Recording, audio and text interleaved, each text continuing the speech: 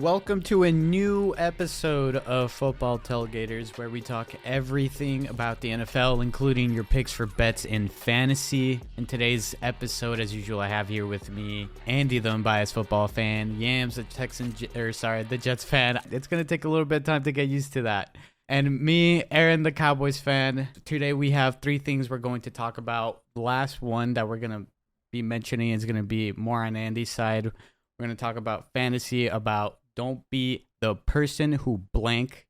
We're going to talk about Dak Prescott, if he can elevate some random wide receivers and make them relevant in the offense. And especially since they've been very pass heavy this past, I guess, what was it, like 2 years, I think it's been from my memory. You know, they started out with Elliott being very the focus point of that offense. But now it seems like they're turning into a very pass heavy offense. So we're asking that question, can Dak Prescott elevate unknown wide receivers to a top NFL offense? And then we'll talk about the big controversy, I guess, with the NFL and I guess the brute force contact that they have and all these injuries that have been going on. And we're going to expand on that more while we get into that topic. But we're gonna ask, is the NFL making it impossible for defenses to succeed, with all this illegal contact penalty going on? We're going to define that while we get to that topic, but we'll first start off with Dak Prescott and the Cowboys offense. Me, like I mentioned earlier, as I introduced myself, I'm a Cowboys fan. It's been a very tough time. I think our peak with this team in recent times was in 2016 and a little bit of 2017. It's been a roller coaster, I guess you could say, with especially Dak Prescott being, because being the Cowboys starting quarterback is an immense pressure. It's easy to say that. You have to deal with so many things with the media, with all this pressure of succeeding in that spot. That spotlight is on you, and I think he's been doing a good job, in my opinion. He got that big money payout in when he got that. When was it? Was it 2020 when he got that extension? Either that or 2019. I think it was 2019. Yeah, it was because 2020 was a weird time, but right. I think personally, I'm gonna start it off here with him being able to elevate unknown wide receivers into making them, relevant into a now top heavy pass offense. I think he was able to do that with a good point with Cedric Wilson, and I think you're a very big fan of him, Andy. He was able to do a lot of the dirty work in that offense, and it's sad because we saw him leave pretty quickly. We hate to see that. I don't know why they didn't bother, talking to him, getting a contract, getting it done. I don't know the exact details. I didn't really dig into that, but I think that's a very good example of how he's capable of doing that. But in recent times, when we go back to when he started in 2016, he had Cole Beasley, Des Bryant, Bryce Butler, Terrence Williams, and so on. Those were like the main ones. So none of them are unknown. None of them are irrelevant.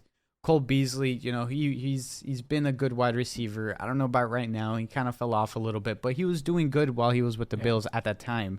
And then there's still a free agent. Yeah, still a free agent, which is a very interesting point that you just bring up. Are they going to bring him back again to the Cowboys? Who knows?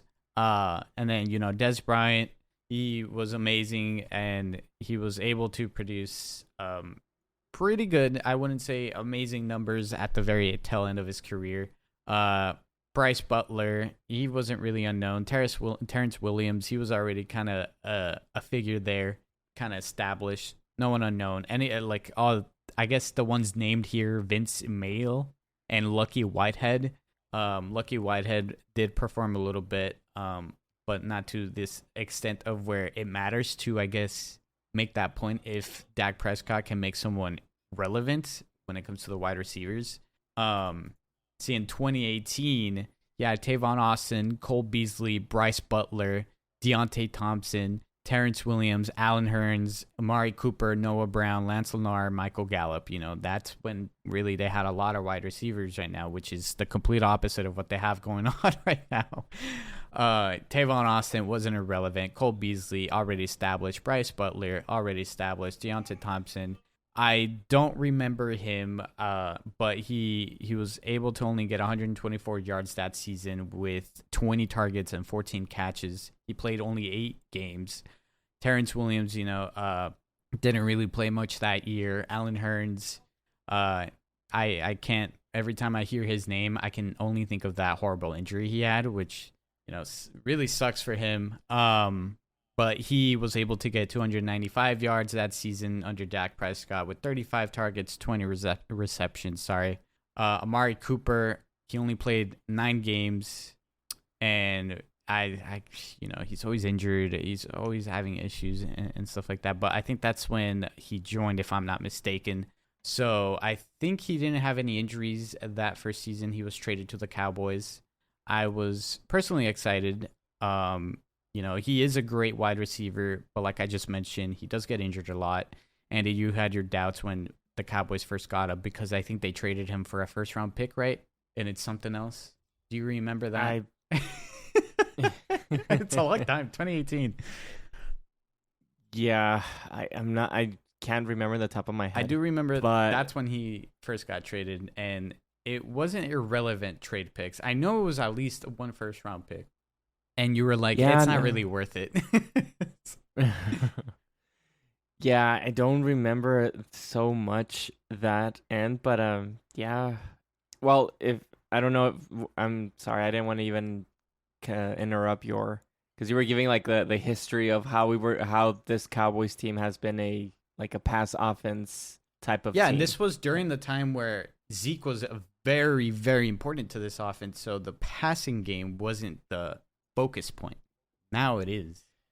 So right. It's kind of unfair to pin that on Prescott because the first years where Elliott was just absolutely destroying the running game, he was at its peak. Not really much of a thing that you can justify of him being able to do that or not. But yeah, Noah Brown as well, Lance Lennar, Michael Gallup.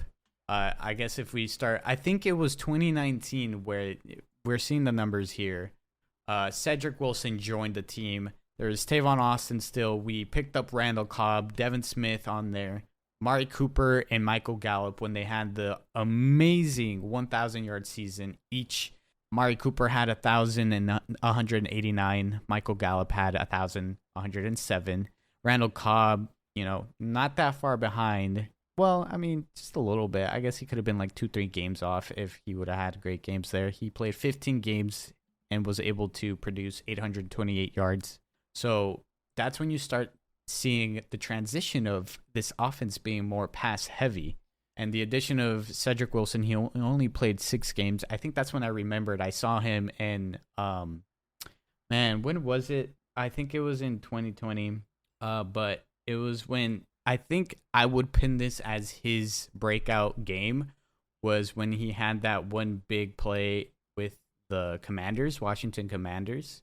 I don't know if you remember that, Andy. It stuck to me. That's when I picked up Cedric Wilson. I was like, oh, this guy, he's something. He seems pretty special. I just remember Cedric Wilson being that type of wide receiver that comes out of nowhere and just catches those big time throws that Dak Prescott would throw either to the side or for the end zone. So I couldn't believe that the Cowboys just let him go.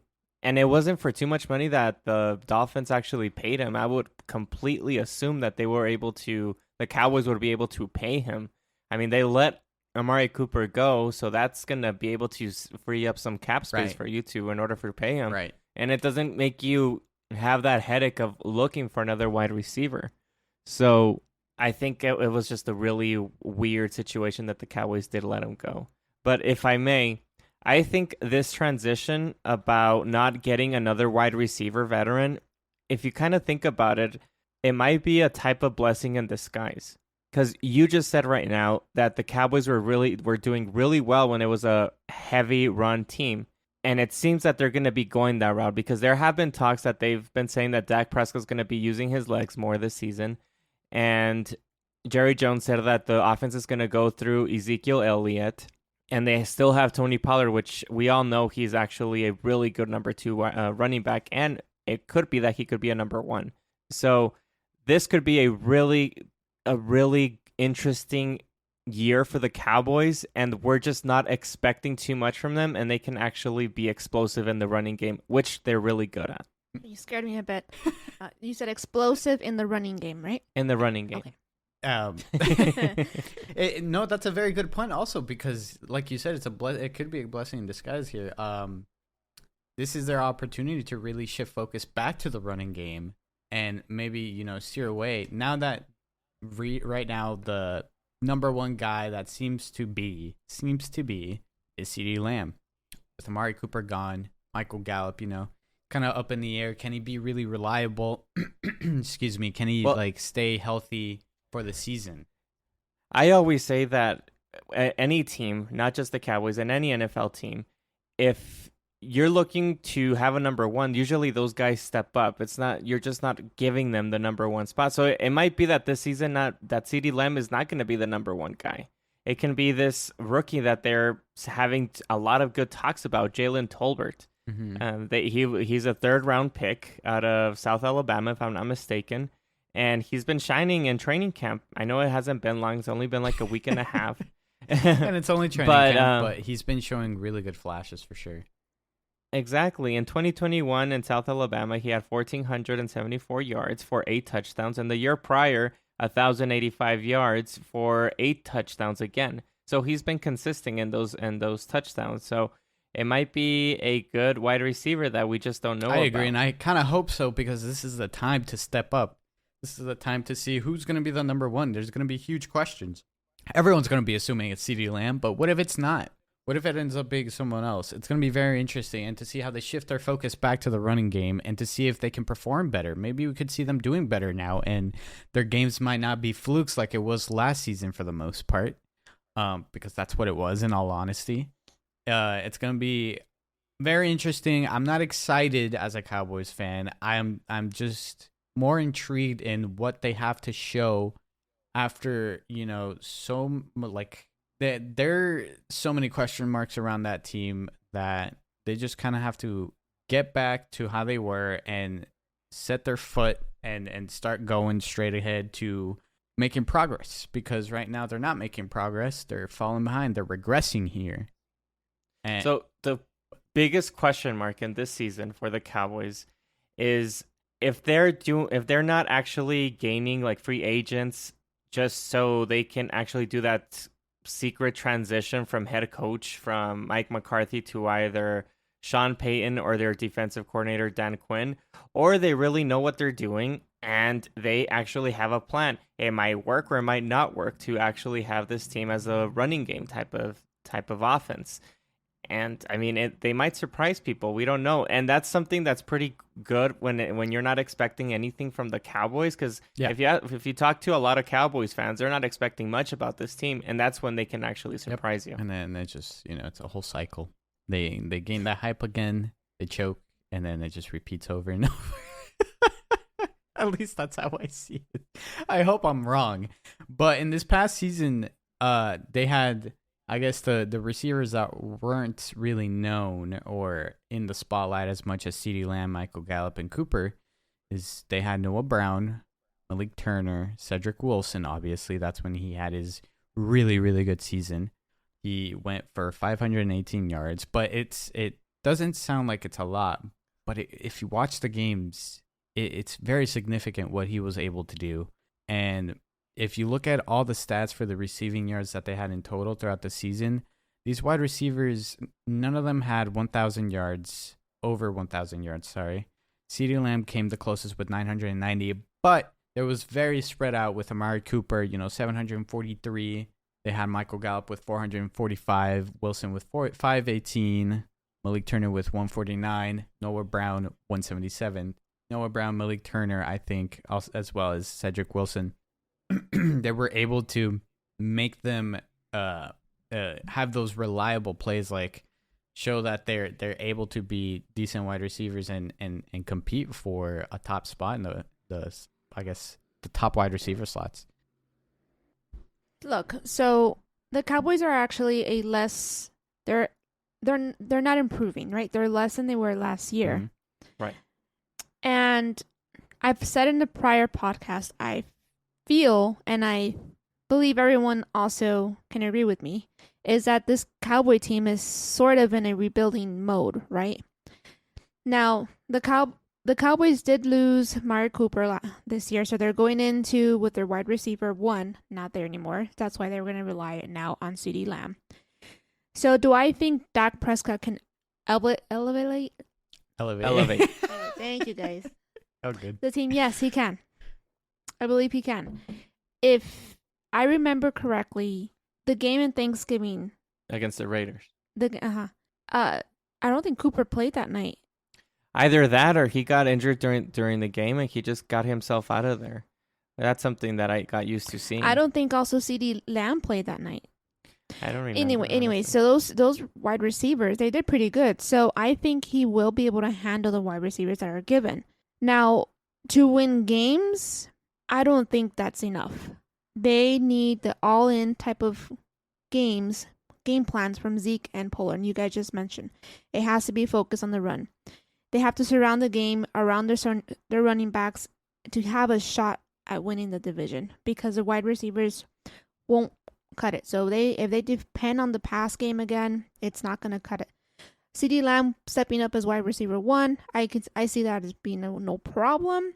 Last year he did pretty good at number 2, but again that was because Cooper was number 1 and he probably took the number 1 cornerbacks during the game. So he did pretty good as a wide receiver 2. I have no doubt in him being, the starting wide receiver for the Cowboys. But again, it has to be on Zeke and Pollard in order for this team to surprise surprise everyone and win. Or else, I don't know. I'm kind of questioning if they even will be able to win the division. Yeah, for sure. Another point I wanted to say real quick is, they're asking Dak Prescott these questions and if he's worried about the wide receiver corps right now.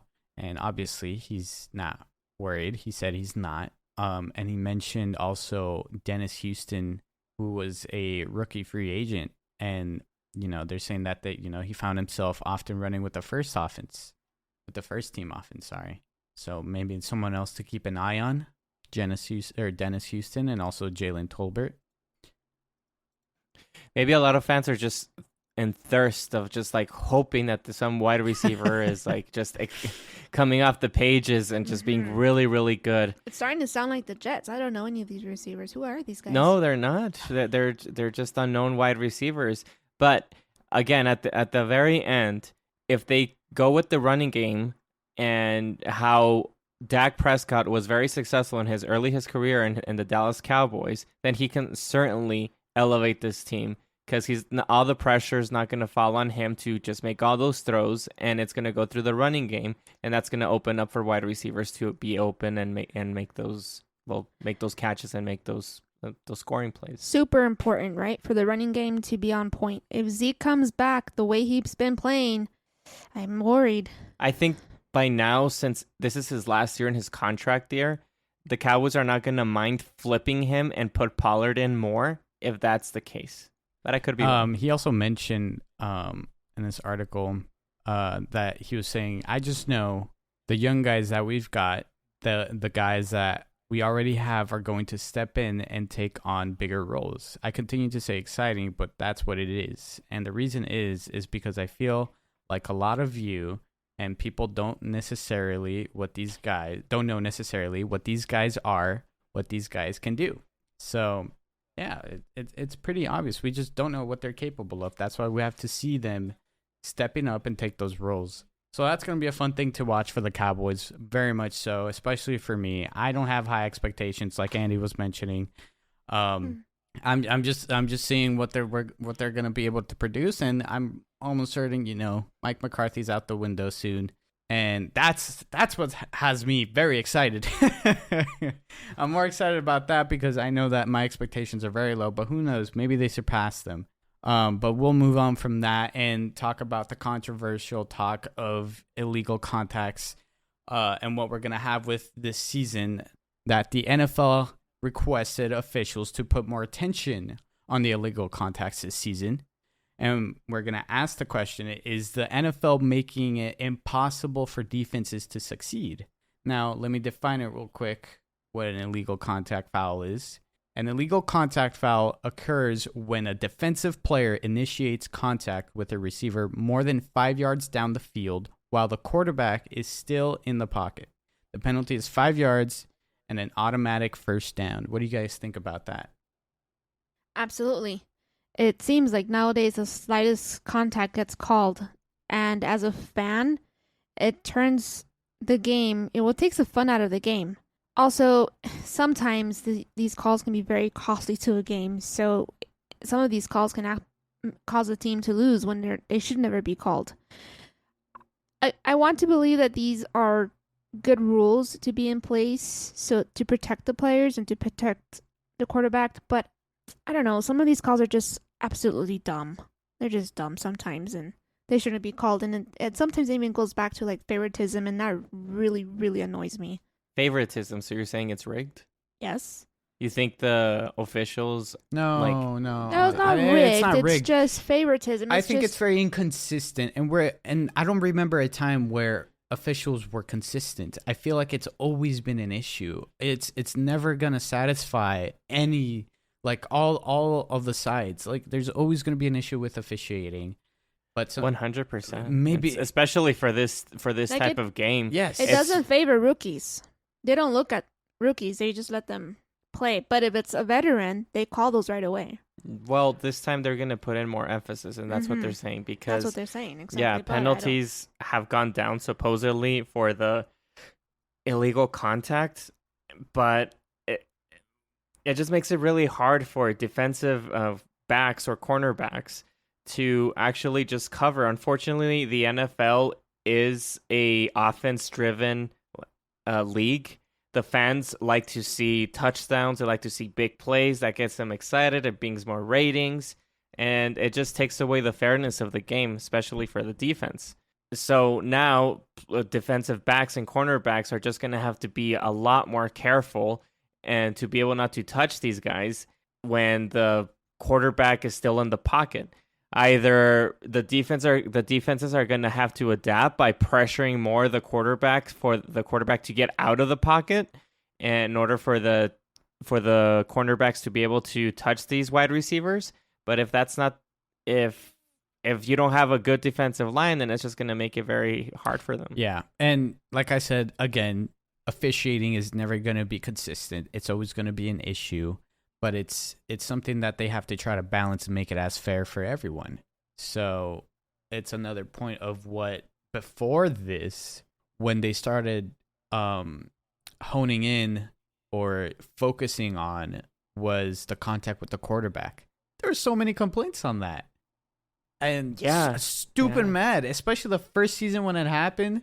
What was it? I think it was a Cowboys game or something, where a defensive player like barely touched, I think it was Prescott. I don't remember, but there was this one game that I was like, this is so stupid that you just like, I think what the defensive player was doing was like, they kind of like tackled them and the quarterback was going backwards and they were like laying on top of them, or it was like barely even batted or something like that. But there was so many issues with all these calls being overthrown. They were being overcalled, you could say.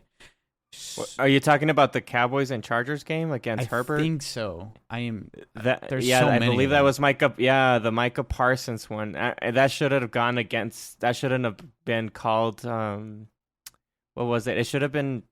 I don't know. It was something that the Cowboys shouldn't have gotten like a free play out of or something like that. I just know that the Chargers should have gotten a good shot to be able to score. But don't even go that far back. This last preseason game that we had between the Jaguars and the Raiders, the first and the Hall of Fame. Right here. There was a defensive end that barely touched the quarterback, and they gave him a penalty for roughing the passer. And it's like, you can't even do anything to these quarterbacks anymore. I mean, this is football. It's taking away the fun out of football. Of course, the NFL wants to protect these quarterbacks because that's what it brings the ratings. They don't want for Tom Brady to get injured or Aaron Rodgers because it sucks to see a whole season that you've been waiting for and then the quarterbacks go down. So, and that's my point where I said favoritism, that they're gonna more likely call calls against a quarterback like Tom Brady versus Trevor Lawrence, for example. Yeah, no, so I can see that. That's why I say favoritism. I think Not that it's so much. I think it's more so the size that they're going to be able to have with these. It's going to be dependent on how fragile the quarterback looks. Which, yes, to some extent, it's that point. Also, like Tom Brady, the older quarterbacks as well and it's going to be less significant for quarterbacks that are big, like someone like Dak Prescott. And then they start. You have like this psychology if you're an official that this quarterback runs. This quarterback is physical and can like move around. So you give him more of an opportunity for the defensive players to actually hit him compared to Tom Brady that just stays in the pocket and Aaron Rodgers that stays in the pocket as well and just throws the ball. Yep. And compared to, like you were saying, Jans, with Trevor Lawrence or like a Dak Prescott or Josh Allen. So no, you guys know where there should have been called against a quarterback who's a whatever quarterback, and it's an ugly contact, and they don't call it. No, I agree with you. I'm just saying is that it's psychology for the officials to give them more of a the defensive end or defensive lineman, whoever's going to tackle the quarterback. That's correct? No, it's not correct. I'm just saying that it's kind of subconsciously that they're doing it. Oh, poor man. Let's give him a... No, I'm not saying that either. I'm just saying that might be a factor of why those type of calls happen. I don't think so. I think they're crybabies and they complain to the officials. Watch this man's blah blah blah. Watch 42s. They all do that though, and they listen to the ones that are more veteran, not because they're old. That's just because they're a veteran, and of course, a name like Tom Brady, you're going to listen to a name like Tom Brady. Especially this year, if it could be his. There's got to be a sweet balance because it's very hard. It's not easy to do it, at least, because there's so many different personalities in the officiating, so many like brains that you have to take account for that they think differently, even though there's a rule set. You know, if you set these rules a little bit too loose, there's going to be a lot more injuries, and that's not what we want, obviously. Because injuries are a very big deal in this league. They've always have been. And it's just now being, or I guess throughout these past like years, even like decades, there's been an emphasis in taking care of, you know, the players with their helmets and these fouls being introduced or, you know, the penalties, all that kind of stuff. But also if you, I guess, make it too easy for someone to get called on, you know, for example, like you guys just made with this preseason, with Trayvon Walker, you know, the number one pick. He was flagged for roughing the passer. You don't want to get to that extent to where it's too soft. So there's got to be a sweet point, and that's something that the league has to figure out throughout the season when they do that, because they're also emphasizing on roughing the passer as they have been for the last couple of years. But I'm going to read this off the CBSSports.com website on an article that is saying that this new point of emphasis, as the league now calls it, points of clarification, could result in an uptick in such flags after a 2021 season that saw a significant drop-off. Between 2002 and 2020, illegal contact was called an average of 97 times per season. In 2021, the number dropped to 36. There are recent examples that point to the likelihood of more flags of this nature being called this year. After just 52 illegal contact penalties were called in 2013. The league made it to a point of emphasis to its officials, and that number rose to 148 flags in 2014. So you see there's always a big jump every time they say, we're going to focus on this. There's going to be a lot of flags going on this season, guys. With roughing the passer and illegal contact, a lot of fans are going to be mad. There's going to be a lot of pissed off fans, and it's going to suck. Yeah.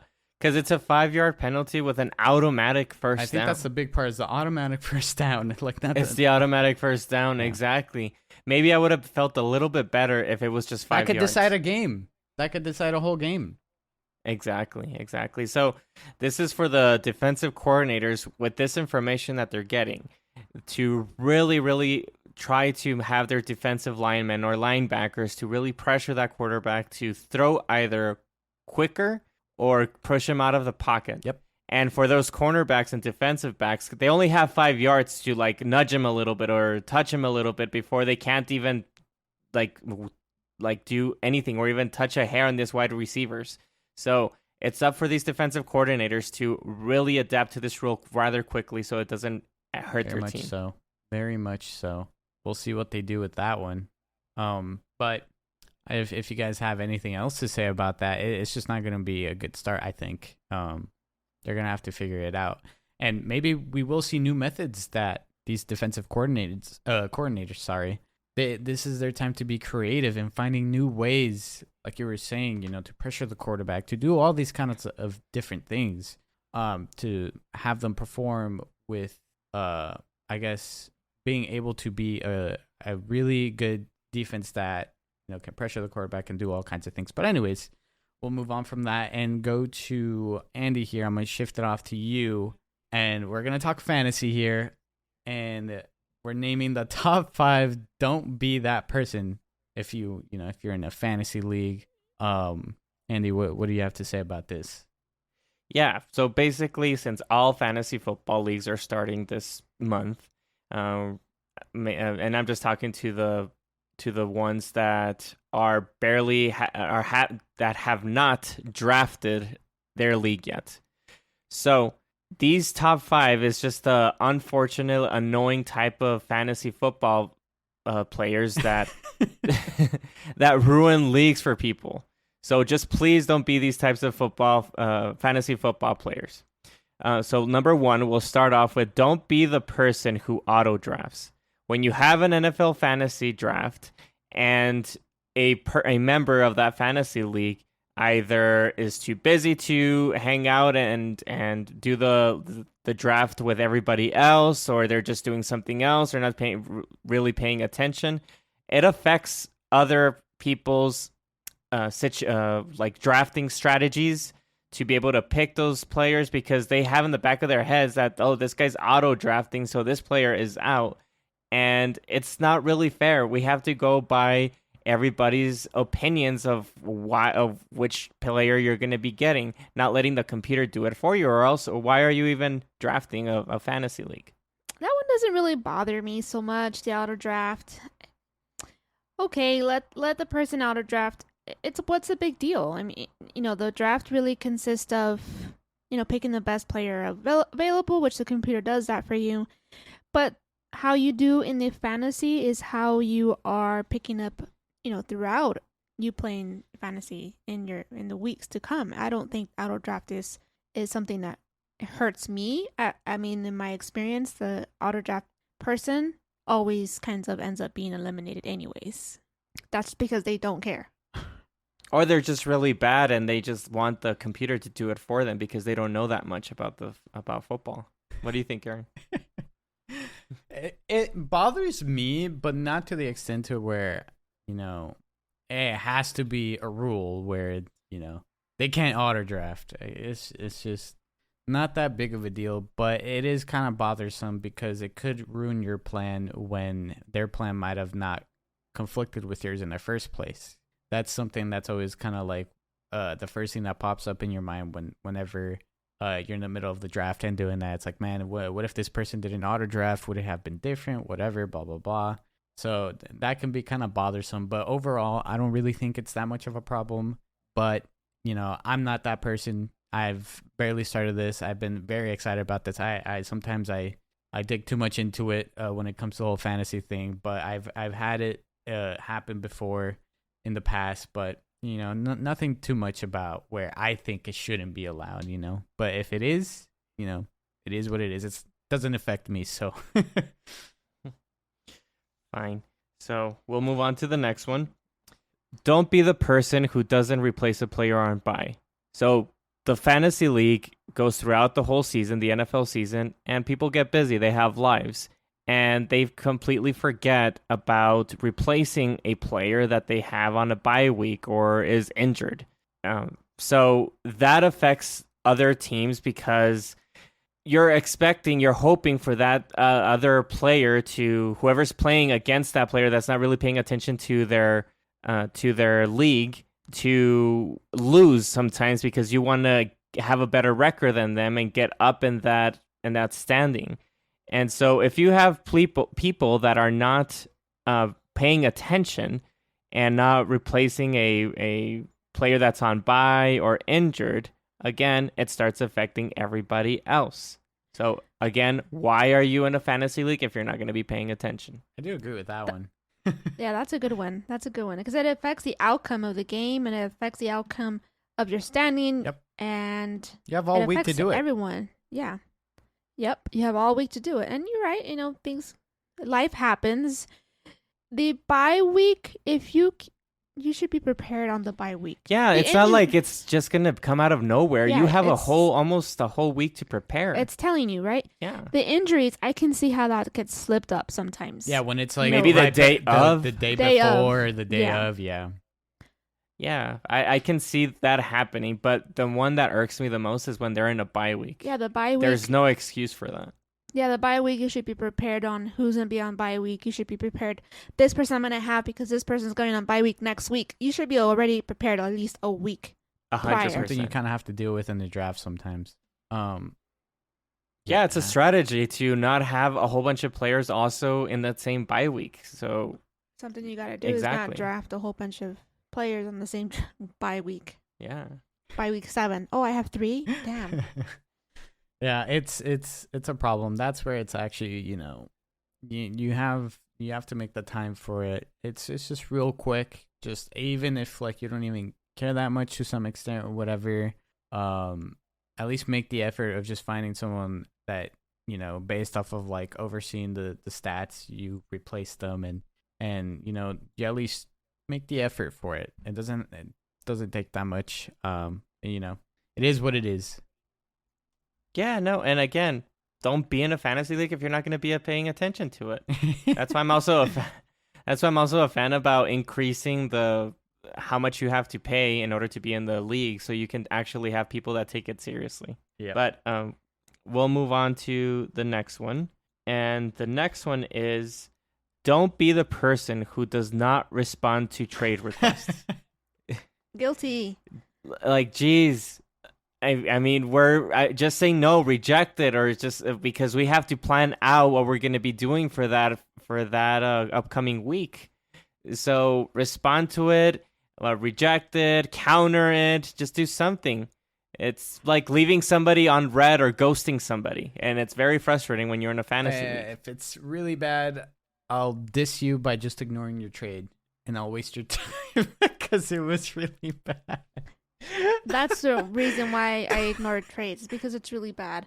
But you know what irks me the most is if I'm proposing, and I'm sure a lot of people have their members on a group chat, and if you're trying to reach out to someone to get what they think about the trade, and they just blow you off or they don't respond. Same thing. It's ghosting you. That's even worse, though. It's worse. Yeah, you're on a group chat and you're like, "Hey, at Aaron, what do you think?" And Aaron just keeps reading, doesn't say anything. That's worse. I'm going to say it again. Then why be in a fantasy league if you're not going to participate?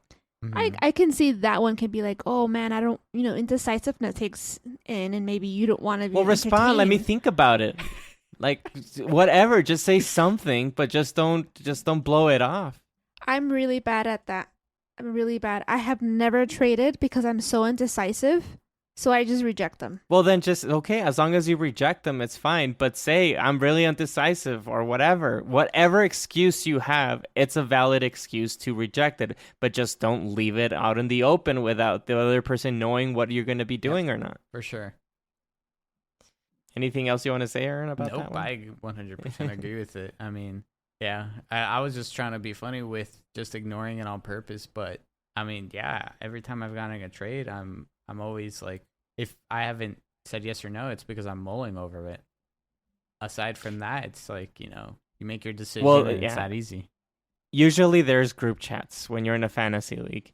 and say, I'm mulling it over. If the other person asks, like, what's going on with this trade. Oh, yeah. You got to let them know what's the process. What are you doing? Like, did you even see it? Blah, blah, blah, and so on. Yeah, that's for sure. That's an exception.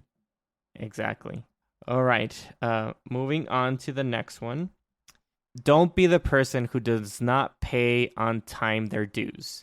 So either you're whoever is in charge of the money, either that you're collecting it at the beginning, everybody's payments in the beginning, or if everybody's just paying individually towards the end, just don't be the person that they have to hunt you down to do those payments. It's very uncomfortable for the winner to go after you, or whoever it is, the administrator, to go and request the money from you.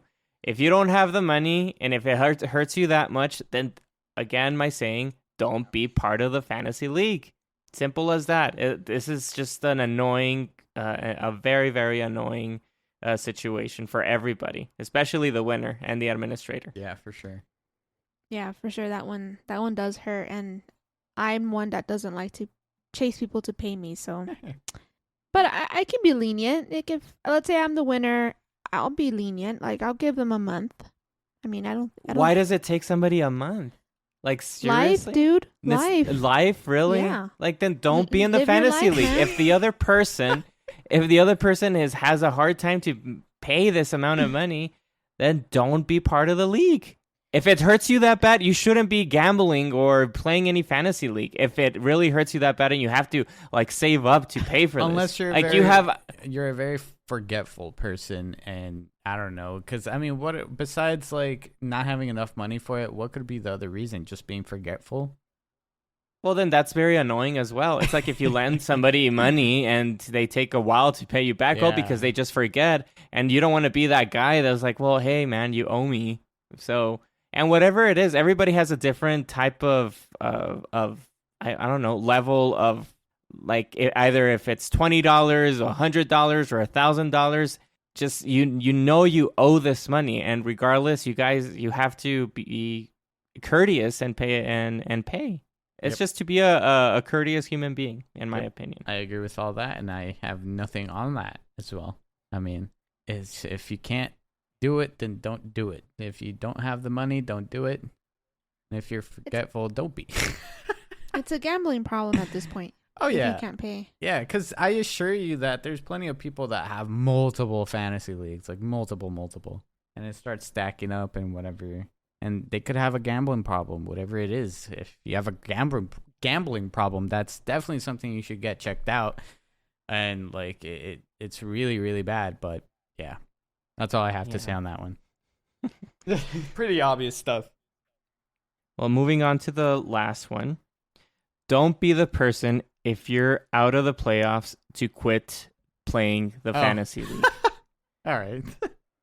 That really affects other people's, I guess, like, how do you say? That really affects people's way to get into the playoffs and be able to be competitive into the playoffs, because you're actually seeing other people play, and you need an individual to actually lose, and then the other guy who he's playing against, or a girl, is just not caring and just quits, what makes it easier for the other guy to win. Yeah, this one's. It's the a one little that bit annoys of me the a most. specification here. It's also before the playoffs, just in case if anybody is confused. Is obviously before the playoffs that it's determined that you're not going to make it and you're just quitting. Well, here's a tip for everybody that is listening that are building their fantasy leagues. Put a rule on that the player that has the most loser record, to be able to have to pay an additional amount to either whoever it is, either to the playoff people or to the winner, but put in a good amount so it really hurts and they have to pay attention so they don't lose. I know that other people have like crazy fantasy leagues that they have to put in a tattoo, which I would never do, or you have to do some type of dare or something. Do something that just makes it really, really, I guess, uncomfortable for the loser of that whole fantasy league. But there you go. You said it. It's the loser. Here it's losers that are eliminated who don't pay attention to their fantasies towards the end of the season, towards when playoff picture starts to form. for me, that is the most annoying part, where there's people who are players on bye, there is players who are injured, and they just keep playing them as the main starters, and it affects the outcome of the game. It affects the outcome of the standings, and it removes a potential person that should have made to the playoffs or vice versa. You know what I mean? So you got to get creative in a way to make everybody accountable if you're not going to be paying attention anymore. Yeah, maybe do another type of incentive or I mean, and you can't just do that, because a lot of these NFL draft leagues, they have friends or family members. It's not that easy to just be replacing people, believe me. So you just have to be creative in how to make these people accountable who just quit. And also on the point to talking to the people who quit, this is to the people who quit. Don't give up, and kind of go over what was the right and wrongs you had. Look over like what happened in the draft. If you're that interested, obviously, if you don't care, then why even bother at that point? But if you care, but if you give up because, I don't know, sore loser or something or whatever it is, this is your chance to be creative and at least try to get all the wins you can to see, to learn some stuff. It's your chance to learn and get ready for the next season. It's that easy. I mean, you just have to be that into it about it and have some fun. It's just because you lost. Something has to give. Yeah, it's not all over and can't just be this boring thing. Like, make it fun. It's exciting. This only happens like what's once a season, once a year. But yeah, once a year, I should say. It should be like that. And it's a lot of time that's in there. What is it? 6 months of a gap, whatever it is, of the off season. It's bad. It's really bad. Yeah, no, and there's a lot of sore losers out there that just get mad and angry and they just quit and like they don't care. Yeah, you need to put a little incentive, maybe a gift card to Buffalo Wild Wings for the next draft. But what are you gonna do? But you're gonna give these guys an incentive, the ones that are not quitting? The losers, so they can play for a $10 gift card. It's just an idea for those who have problems with sore losers in their league. Maybe like try not being like the worst loser. I don't know. Like the worst. Well, that's why I was saying that the worst loser. But Yams brought in a point that it's not only just one person. Let's just say somebody's just losing all of them, and I've only won like 3 games. Like, you're a loser, but not as much as that. Exactly. Yeah. So I can still be like, well, I don't care. I'm not going to be the most loserish one. So I'm just not even going to pay attention to this week because I'm not going to be the most loser player of this fantasy league. Mm-hmm. So you got to make all the other people accountable well, but you just got to be creative, man. Do something creative about it. You have to make other people accountable, either charge them or, like Yams was saying, incentivize them by putting an extra amount for a gift card, like Yams was saying, or whatever it is. But you got to make it interesting and be creative enough to have everybody continuing to be involved throughout the whole season, even the most loserish players. Yeah, for sure. That is definitely something, again, emphasizing the point that don't just give up. This is your chance to really find out what you did wrong, what you did right, and how you can do better next season. Yeah, I mean, that was the last one, right? Unless you guys have something else to say. Yeah. Just don't be those players, guys. Definitely don't be those players. I like that. That was cool. I don't have anything else to say. This is gonna be it. That was our episode. We talked about Dak Prescott elevating. Is he capable of elevating unknown wide receivers? We're gonna be able to see what he's gonna be able to do this season. Talked about the illegal contact stuff and the what we just talked about, fantasy. I'm excited about fantasy. I just want it to be already September. I think I'll be better, but we'll have to wait and see. There's still a couple more weeks left, but that's going to be it for this episode of Football Tailgaters. We appreciate anyone that's made it to the end, and we hope to see you guys interacting with our socials, which is Football Tailgaters on YouTube, Instagram, TikTok. Thank you guys again for listening, and we'll see you guys in the next episode. Thank you.